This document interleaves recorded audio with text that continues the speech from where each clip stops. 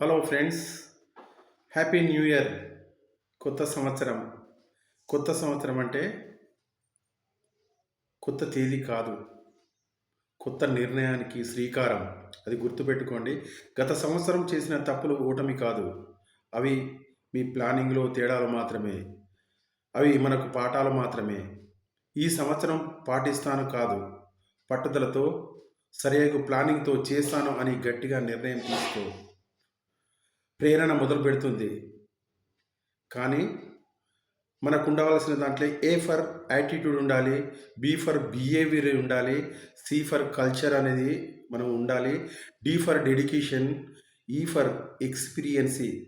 గత సంవత్సరం ప్లానింగ్ లోపాలు దిద్దుకోవడానికి ఆ ఎక్స్పీరియన్స్ ఉపయోగించుకోవాలి. మీ క్రమశిక్షణ మిమ్మల్ని గమ్యం వైపు చేరుస్తుంది. పడితే లేచి నిలబడు, అలసిపోతే విశ్రాంతి తీసుకో, ఆకలి వేస్తే మంచి ఫుడ్ తీసుకో, కొత్త ప్లానింగ్ చెయ్యి.